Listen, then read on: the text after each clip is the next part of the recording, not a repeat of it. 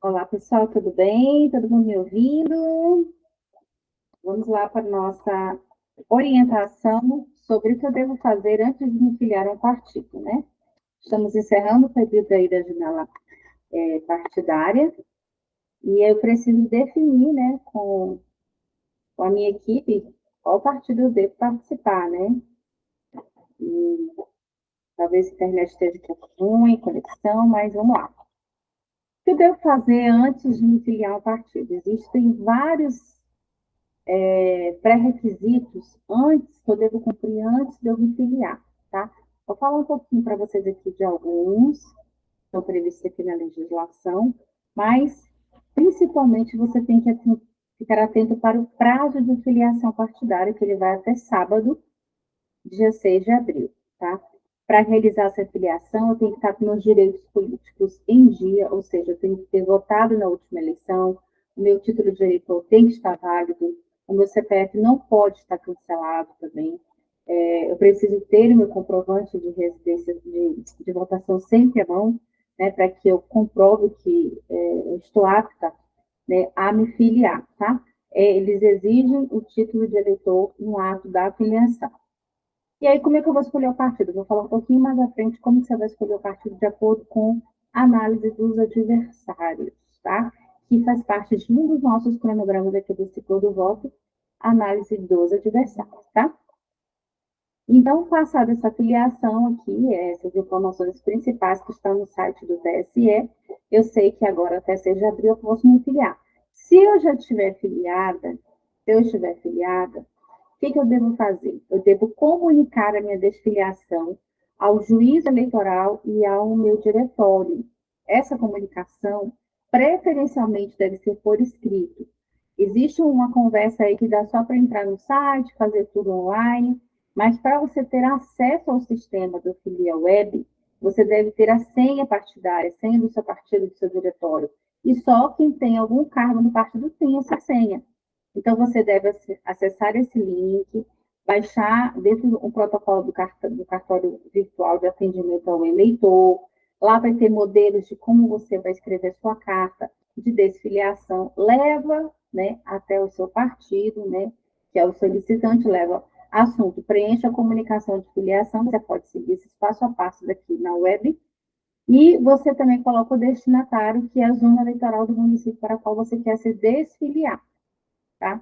Coloca todas essas informações aqui nesse cartório virtual no link azul de atendimento ao eleitor. Eu recomendo que você imprima a carta de desfiliação em duas vias, que você assine, deixe no seu diretório, peça um protocolo deles, porque demora até 2 dias para que no sistema do TSE fique liberado para que você faça uma nova filiação.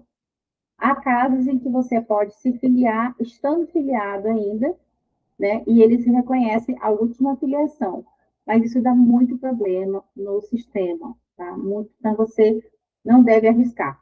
Eu estou gravando essa orientação no dia 1º de abril e a gente tem 5 dias para frente para finalizar essa filiação, essa desfiliação e depois a filiação, tá? Então, esse aqui é o passo a passo, vocês podem também tirar um print ou daqui a pouco eu coloco também à disposição esse PDF, com o passo a passo aqui no site do TSE, tá? Comunicada a minha desfiliação, se eu tiver algum cargo no partido, se eu tiver algum cargo no meu partido, ou se eu for responsável por essa filiação para os interessados, eu devo entrar no sistema do Filia Web, que é um sistema de filiação partidária. Ali eu vou saber em tempo real se aquela pessoa está em algum outro partido, se ela precisa comunicar a desfiliação dela. Esse sistema aí é gerado para os diretórios e vocês recebem uma senha, tá? Somente os diretórios têm essa análise, esse sistema. E agora, como que eu devo escolher o partido, né, para onde eu vou me filiar? O partido que eu devo me filiar, o partido que... Primeiro, você pode analisar a questão da ideologia, né, a orientação, direita, esquerda, centro, centro-direita, centro-esquerda, extrema-direita, extrema-esquerda. Você tem que avaliar os partidos que você tem mais afinidade de acordo com a sua bandeira. Mas, principalmente, eu quero que vocês analisem os adversários de mandato. Se é a sua primeira eleição, você deve analisar com muita cautela se você não vai entrar num partido onde já tenha muitos candidatos fortes, muitos adversários de mandato, tá? Então, você tem que fazer primeiro essa análise. Então, aqui eu trouxe o município de Indaiatuba, né, da eleição de 2020, para que a gente possa fazer essa análise. Então, veja bem, aqui, entre os eleitos do município de Indaiatuba, são 12 vereadores, nós temos que 3 são do MDB, 3 foram eleitos, são do MDB. 2 são do Podemos, e o Podemos ele fez uma coisa bem engraçada, que ele elegeu o mais votado e o menos votado, ele está com o primeiro e com o último lugar, né? Temos 2 do Republicanos, né, que ficou em segundo lugar, né? E temos 2 do Progressista e 2 do União Brasil. Aqui vocês não vão verificar o nome do União Brasil, porque era a antiga sigla Democratas. O Democratas, ele fundiu, né, com o PSDB, com o PSL, desculpa, ele fundiu com o PSL, e aí dessa fusão, né, tornou-se União Brasil, tá? O Cidadania também chegou a fazer um candidato. Então, se eu estou querendo me candidatar, se eu estou à escolha de um partido, a primeira coisa que eu devo olhar é o seguinte: eu tenho condições, equipe, recursos financeiros, mobilização, apoio logístico, apoio de patrocinadores, apoio de lideranças, para bater de frente com o MDB, que tem 3 candidatos de mandato, 3 candidatos que estão lá, né, na Câmara Municipal. Precisa analisar. Também, claro, tem que analisar como é que estão esses vereadores, se eles estão trabalhando, qual foi a bandeira que eles foram eleitos, qual foi a quantidade de votos, se eu tenho condições de bater num candidato desse, por exemplo, do Podemos, que teve 7 mil votos, que ficou em primeiro lugar, ou se eu tenho condições de bater num candidato desse, como do Republicanos, que ficou em segundo lugar com 4 mil votos, né? Então, eu preciso fazer essa análise bem criteriosa antes de eu escolher. Porque se eu for escolher um desses partidos, eu sei que meu primeiro adversário vai estar dentro do meu partido, tá? São os adversários de mandato e meus adversários internos. Então, se no meu partido tem 3 vereadores, eu vou ficar lutando pela 4ª vaga, concorda comigo? Vou ficar brigando ali por essa 4ª vaga, tá? Ah, mas tem 3 aqui que é fraco. Como é que eu sei que é fraco? Eu só sei mensurar se uma pessoa é forte ou fraca mediante as urnas. As urnas, a votação daquela pessoa é o único parâmetro que eu tenho para dizer se o candidato está fraco ou não. Então, o que eu tenho para mensurar hoje aqui são esses aqui, os que estão eleitos, tá? Então, essa é a primeira análise que eu devo fazer. Quantos candidatos eu tenho em cada partido? Então, a gente tem 3 no MDB, 2 no Podemos, 2 no Republicanos, 2 no Progressistas, 2 no União Brasil e 1 no Cidadania. Aí, eu vou fazer a análise agora dos adversários externos. Por quê? Os externos são aqueles que ficaram do último que foi eleito, no caso aqui do 13º, eu coloquei até o 25º. O dobro. Os próximos 12 candidatos para frente eu preciso analisar são os meus adversários externos, porque eles estiveram muito próximos de ganhar. Inclusive, teve adversário externo aqui do MDB, por exemplo, que ficou com 2.500 votos, não entrou. E teve vereador de mandato aqui, como o do Podemos, que entrou com 1.000 votos, porque o Podemos fez 2 cadeiras, tá? Então, eu preciso analisar quem são os adversários externos, quem são os que ficaram de suplente também, tá? E nessa análise aqui de adversários externos, que eu posso mensurar por meio de votos, nós temos que o progressista, ele tem mais 5 vagas. Veja bem, progressistas aqui, ele tem 2 vagas e aqui ele tem mais 5 vagas dentro dos adversários externos fortes. Republicanos, 3, União Brasil, 3, MDB mais 1 vaga e Podemos mais 1 vaga. Muito bem, guarda essas informações. Agora eu vou fazer uma análise geral entre eleitos e suplentes, ou adversários externos, né? Aqueles que ficaram após o 13º para frente. Na soma geral, entre os eleitos e os que ficaram suplentes, eu tenho que o Partido Progressista é o partido mais forte aí dentro da Câmara Municipal de Indaiatuba. Ele tem 7 cadeiras, entre aspas, né? 7 possíveis candidatos que vão agora voltar neste pleito com força total. O Republicanos tem 5, o União Brasil tem 5, o MDB tem 4 e o Podemos tem 3. Esses são os que já têm a cadeira praticamente ali, ó, na briga, né, na garantia. Então, eu sei que esse partido está muito forte, esses partidos estão fortes. Aí, eu tenho que analisar, eu tenho condições de bater com 7 vagas do Progressistas que já foram testados nas urnas. Eu tenho condições de bater com 5 vagas do Republicanos que foi testado nas urnas, do União Brasil, ou 4 do MDB, porque, além dessa análise aqui, teve pessoas que migraram de outros partidos para esses partidos que a gente ainda não sabe. A gente só vai ter certeza de quem mudou, fez a dança das cadeiras, só depois do último dia da filiação, que é dia 6. Aí que nós vamos ter a surpresa, quem veio, quem não veio, quem vai, quem não vai, né? Aqui em Brasília, por exemplo, nós temos um senador que ficou 25 anos no PSDB, né? O senador Isalci. E agora, essa semana, ele se filiou ao PL, Partido Liberal. Olha só, depois de 25 anos, quem diria que do nada ele, né, ia mudar de partido? Depois de 25 anos, né, de fidelidade partidária. Então, você só vai ter certeza de quem vai mudar quando as luzes se apagarem. Agora, eu fiz uma nova análise para vocês, que é uma análise sobre recursos declarados, tá? Esse, claro, tem campanha que o partido dá outros benefícios para os seus candidatos, como paga advogado, paga o contador, dá material gráfico, né? Dá um crédito em combustível no determinado posto de gasolina. Mas aqui eu vou falar só de uma análise de recursos declarados. Aqui a gente tem que Ricardo França, que foi o primeiro lugar do Podemos, o partido ele fez uma doação não tão grande para ele, né? Uma doação razoável do fundo especial partidário, né? Em torno de, acho que é 25 mil, né? 25 mil. Vocês vão ver aí com calma dentro do slide. Aí, você vê o segundo lugar, Hélio Ribeiro, né, que ele teve uma doação aqui do fundo especial de R$ 44.000. Esse fundo especial é o fundo especial de campanha, tá? É o fundo especial eleitoral. Porque existe o fundo partidário e o fundo especial eleitoral. Você vê que ele recebeu uma grande quantia desse fundo. Significa o quê? Que o Partido Republicano ele tem já na sua estrutura, né, o hábito de fazer uma doação muito boa para os seus pré-candidatos desse fundo especial. Ou seja, ele não economiza, ele realmente investe na campanha dos seus candidatos desse fundo. O Podemos já, no primeiro caso aqui, ele já economizou um pouco mais, tá? E aí vocês vão ver também quanto que ele gastou, olha só.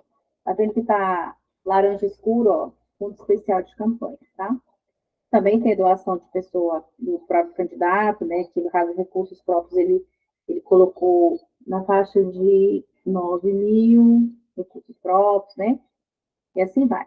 E aí fui fazendo de outros partidos, como o Progressista, né? Que fez uma doação aí significativa, né? Para ele, bem pouco, assim, eu achei, né? Progressista, para ter um vereador de mandato, né? Ele não doou nem, acho que não doou nem 9 mil, 10 mil aqui, né?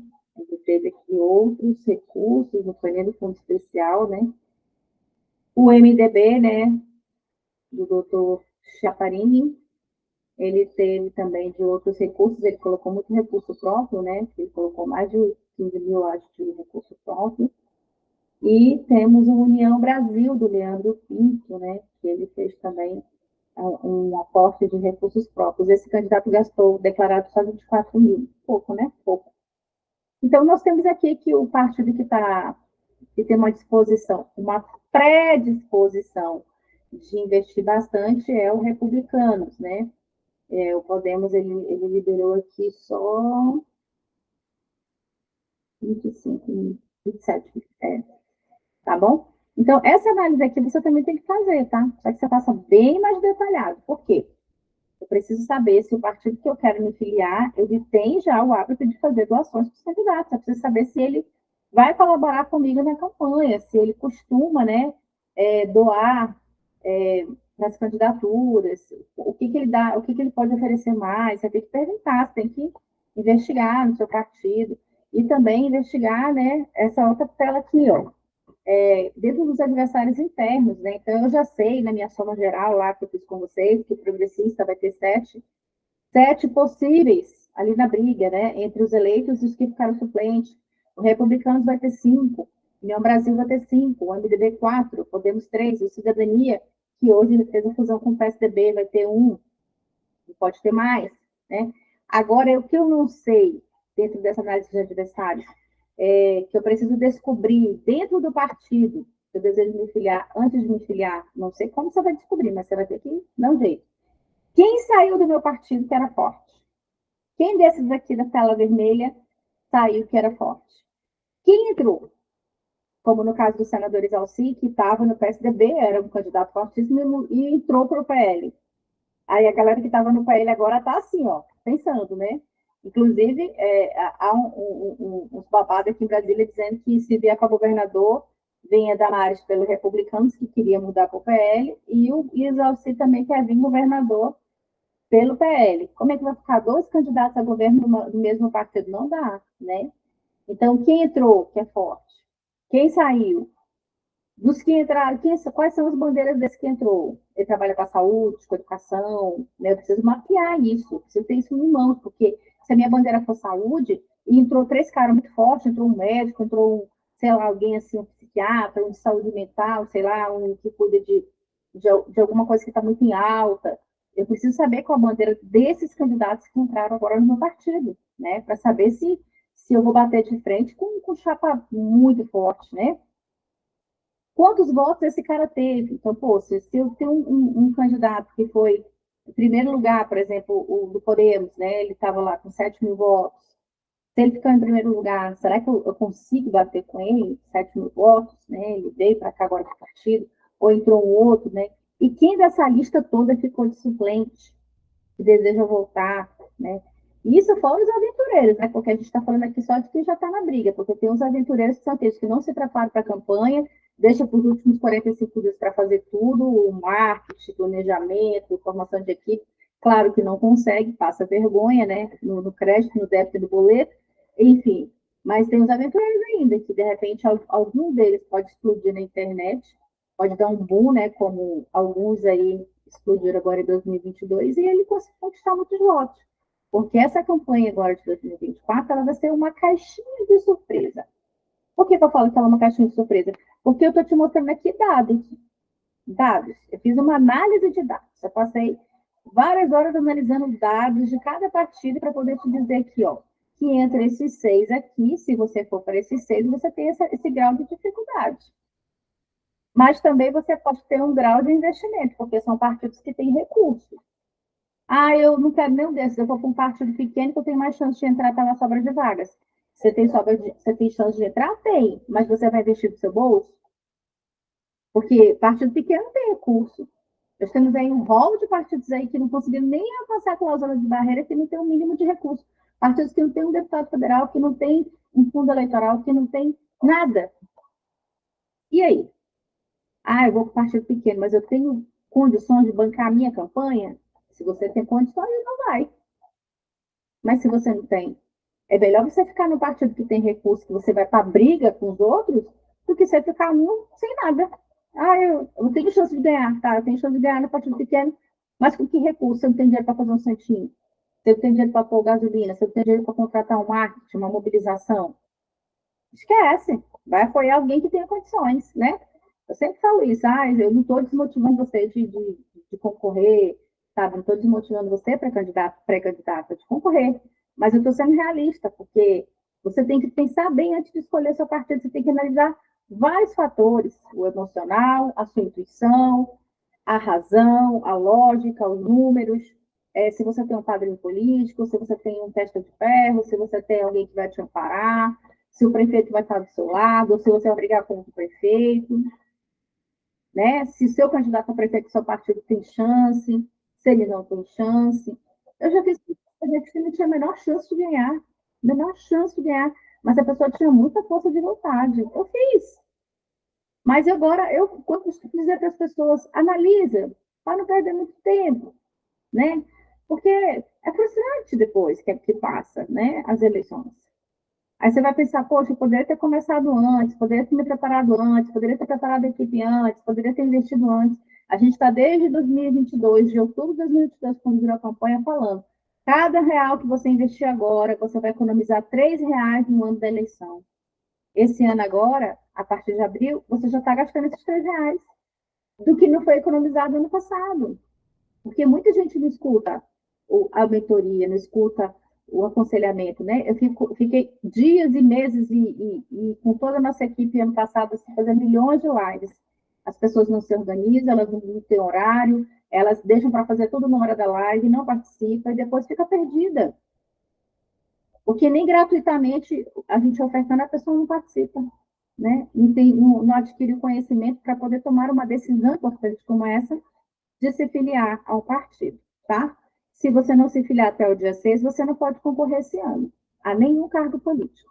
E se você se filiar a um partido que você se arrependa depois, não pode mudar também de partido para concorrer esse ano. Você pode até mudar, mas para colaborar na campanha de alguém. Mas se eu me filiei até o dia 6 ao Progressista, e no dia 7 de abril, de repente eu quero ir para outro partido, não quero ficar nesse, você pode até ir, mas você não vai ser mais candidato esse ano, porque eles exigem que você tenha, no mínimo, 6 meses antes da eleição filiado a um partido, tá? Então, essas são as informações que eu tinha para passar para vocês. Espero que vocês consigam pensar, clarear, usar a intuição, buscar informação, responder essas perguntas aí. Quem saiu, quem entrou, quais bandeiras, quais votos deles, né? Quem ficou de suplente. Verificar no meu partido se ele continua forte, se ele continua fraco, qual a disponibilidade de recursos. Esse ano nós temos quase 4 bilhões de reais para investir nas campanhas, né? Se você tem uma boa afinidade com o seu prefeito, para que ele também possa dispor de recursos para você, e também trabalhar o seu marketing digital, trabalhar o seu impulsionamento, a sua presença online. Essa campanha vai ser muito digital. Você deve ser um candidato, uma candidata omnichannel, estar em todos os canais, fazer o seu planejamento correto, tá bom? E eu estou aqui para te ajudar, tá? Eu e toda a nossa equipe do Segundo Voto, né? Eu vou estar atuando esse ano especificamente como advogada eleitoral, mas continuo ajudando na supervisão e na coordenação, né? Nós estamos agora com uma equipe de coordenadores pronta e formada, e o que você precisar, você tem aqui da nossa empresa do Ciclo do Voto e também da nossa consultoria pessoal, tá bom? Então, até a próxima live semana que vem. Um abraço!